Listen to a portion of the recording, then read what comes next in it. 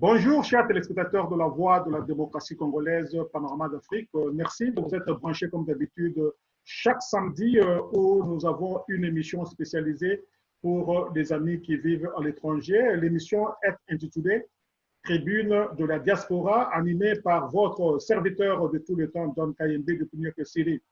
Aujourd'hui, nous recevons un grand combattant de l'UDPS.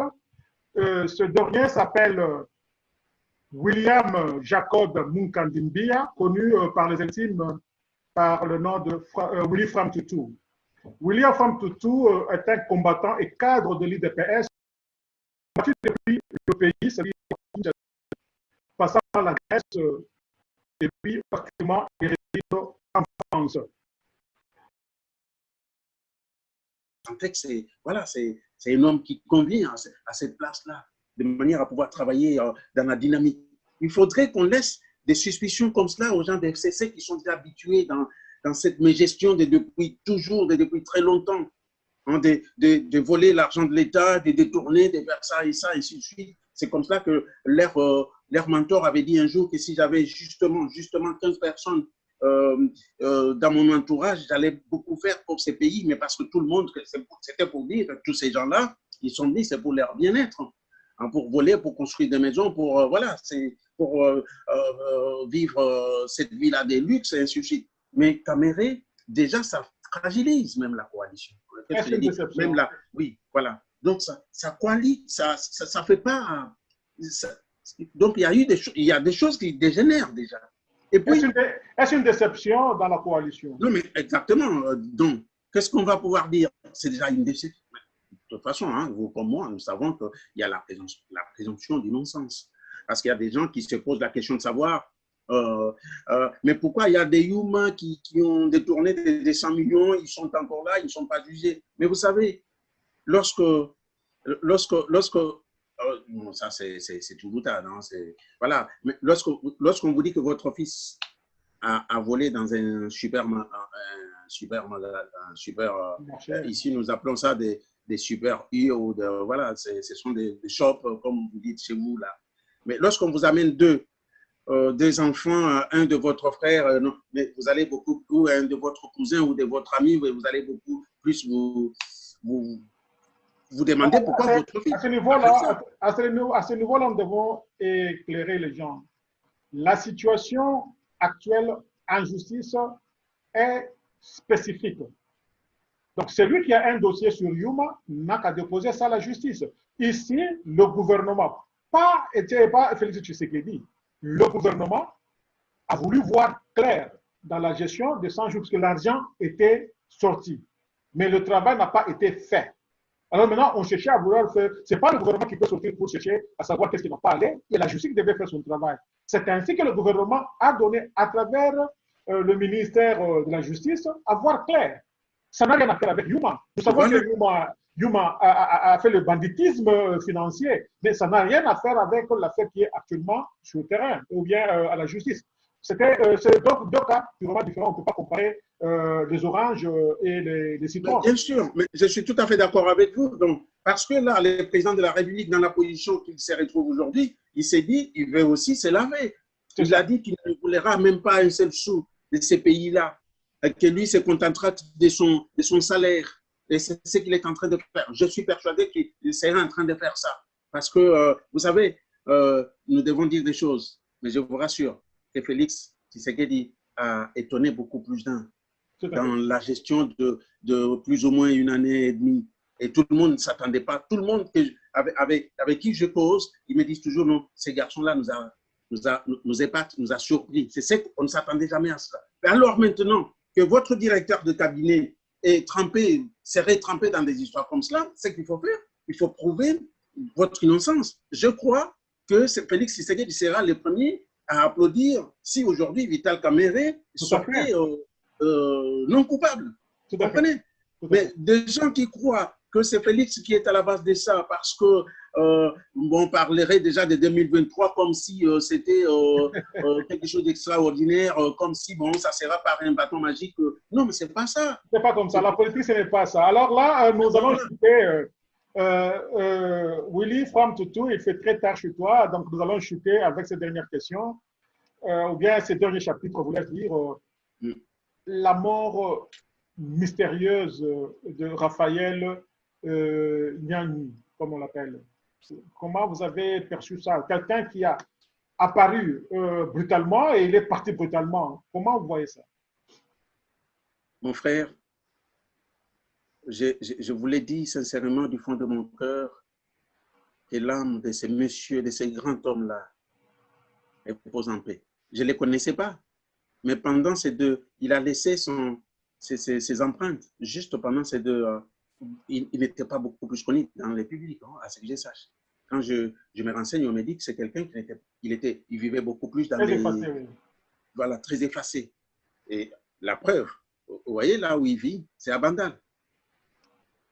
Vous comprenez? Donc, c'est-à-dire quelqu'un qui n'a pas été corrompu. Cet homme, il avait la facilité d'être corrompu, d'avoir beaucoup plus d'argent, mais c'est un homme qui est mort. Je souhaite, c'est ce que je veux d'ailleurs, je souhaite que l'autopsie pour ces messieurs-là, sur le corps de ces messieurs-là soit faite, en fait, pour qu'il ne puisse pas y avoir beaucoup plus de suspicions. Vous comprenez?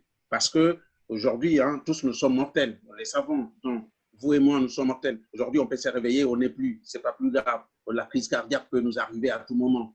Mais mourir dans des circonstances pareilles, ça fait toujours très mal au cœur. Non seulement pour ceux-là qui avaient déjà pris le goût de les suivre, mais aussi pour sa famille. Beaucoup plus pour sa famille. Surtout. Vous comprenez? Donc, c'est un monsieur qui part, je vous dirais, à fleur d'âge, parce qu'il n'avait pas encore 70 ans, c'est que je sache. Et moi, je ne passe même pas dans les 60, je doute peut-être. Voilà. Donc, c'est un monsieur qui part, mais il a prouvé que dans ce pays-là, il y a des gens qui peuvent faire la différence. Qui peuvent faire la différence, quel que soit l'argent qui puisse être mis sur la table. Voilà, c'est pour cela que moi, je ne vais pas accuser, je ne vais pas rentrer dans cette suspicion-là, mais je me dis sincèrement que parce qu'il est mort dans les conditions que tous nous connaissons, que l'autopsie soit faite sur son corps, comme ça, on aura des précisions si effectivement il est mort d'une crise cardiaque, c'est naturel, ou il est mort d'une autre chose. Voilà ce que je peux vous dire en ces moments et à ces temps. Mais vraiment, je profite de l'occasion pour présenter mes condoléances les plus attristées à toute sa famille et à toute la famille de la cour, hein, qui professionnelle. Bon, c'est une perte irréparable. Incommensurable. Alors, que dites-vous de ces morts en cascade à la présidence, William Fromm-Tutu? Mon cher frère, donc, nous sommes des Bantous. Vous savez, lorsqu'on est Bantou, même dans sa maison, lorsque aujourd'hui, il y a ton fils aîné qui part, demain c'est ta fille, le lendemain, le surlendemain, même si ce sont des morts naturelles, mais on te posera toujours des questions. Donc, qu'est-ce qui ne va pas? Tu comprends? Et pourtant, ce sont des morts naturelles. Tu comprends ce que je veux dire? Donc, c'est-à-dire que je ne vais pas, je me dis, nous sommes des Bantous, quand il y a des morts en cascade dans une famille, hein, que ce soit une famille, voilà, nous sommes tous des Bantous, que ce soit une famille politique, il y a toujours il faut un questionnement. Ça ne peut pas passer comme cela, inaperçu, parce que la mort existe. Parce qu'on se posera toujours la question de savoir. Donc, ces morts-là, ça m'inquiète. Je ne vais pas encore beaucoup plus faire de... Voilà, ça m'inquiète, mais il faut qu'on se pose des questions. Pourquoi il y a ces morts? Il y a possibilité aussi à pouvoir trouver des réponses. On ne va pas laisser ça passer comme cela. Tout à fait. Alors, c'est ça. Je sens maintenant l'émotion, je sens l'émotion en vous, que ça fait très mal de perdre les citoyens. Parce que si je peux vous paraphraser, depuis Mobutu, même depuis Kabila père, depuis Kabila fils, on n'en a jamais connu de pareil. Jamais connu de pareil. Donc, de voir un président de la République qui perd presque, donc ce sont toujours les siens qui partent. Non, mais là, il faut se poser. Il y a un problème. Donc, à un moment ou à un autre, on peut tout dire. Hein. Vous savez, pour nous qui vivons dans des pays des vieilles démocraties ici, avec notre vision cartésienne, vous pouvez vous dire, ah, écoutez, c'est la mort, ça arrive, mais est-ce que tel endroit, est-ce qu'on ne meurt pas? Non, mais ici, il faut que cette question-là soit posée pour que ça soit répondu. Aujourd'hui, il faut des réponses. On veut vous dire que tout le monde a peur d'aller travailler à la présidence. Je crois même vous, là, vous avez peur. Si on vous dit aujourd'hui, non, il y a une place qui s'est... Voilà, vous direz, non, il faut d'abord que je demande à mon épouse. Peut-être votre... Et demandez aussi au prêtre qui prie pour moi avant que je n'aille, quoi. OK, Mais alors... non, mais alors c'est pas ça. Nous n'avons pas été au pouvoir pour ça. Nous avons été au pouvoir pour démontrer de quoi nous sommes, notre capacité. C'est comme nous disons, l'histoire de notre famille, l'histoire de notre famille politique, l'histoire de notre pays. Ces pays-là, ça nous appartient. Cette histoire ne s'altère en rien avec le temps. Mais elle ne peut pas partir comme ça dans une mémoire capricieuse. Vous comprenez? Et du coup, et ça reste comme ça. Non, non, ça ne peut pas. inacceptable. Inacceptable. Alors, de tout, on termine complètement là pour aujourd'hui. Votre dernier mot. Mon cher ami, mon dernier mot, je vous remercie déjà de tout ce travail que vous faites. Vous êtes resté seul au Forêt Moulin, pour ça, je ne manquerai toujours pas de vous dire merci et de vous présenter mes félicitations parce que c'est un travail noble et sans salaire. Hein. Ça, il faut le dire. Et sans salaire. Donc, c'est-à-dire. C'est nous qui dépensons plutôt. C'est parce que vous avez été à cette école-là de Tshisekedi et c'est votre. Vous dites, voilà ma pierre, j'apporte. C'est ça. Aujourd'hui, je serai écouté dans le monde entier, c'est grâce à vous. Vous comprenez? Et là, je me dis, c'est comme j'ai toujours dit que l'histoire de notre pays ne s'altère en rien avec le temps. Car au lieu de se figer dans une mémoire parfois capricieuse, elle s'inscrit au plus profond de notre cœur, à l'encre indélébile de notre sang. Vous comprenez? C'est pour cela que nous devons être attachés à ces pays. Voilà pourquoi vous et nous battons corps et âme. Et pourtant que nous sommes à 8000 km ou chez vous là, ce n'est pas à 20 000 km. Mais l'histoire de ces pays-là, ça nous suit, ça nous arrive, ça nous revient. Et du jour le jour, nous sommes sur les nets, sur l'Internet, pour voir ce qui se passe. C'est-à-dire que nous avons quelque chose à apporter dans ces pays. Tout à fait. Voilà pourquoi ça doit nous rester comme cela jusqu'à la fin de nos jours sur cette terre. OK. Grand merci, grand combattant Willy Fram. C'est vous que je remercie. Je vais citer le nom que les gens n'ont pas l'habitude de dire, William Jacob Mukandimbia. C'est à vous que je remercie très sincèrement pour avoir accepté de passer sur nos antennes pour aujourd'hui. Et nous espérons que ce soit la dernière fois. Nous aurons encore une fois dans d'autres chapitres. Merci beaucoup, Don, et beaucoup plus de plaisir à vous et à toute votre famille.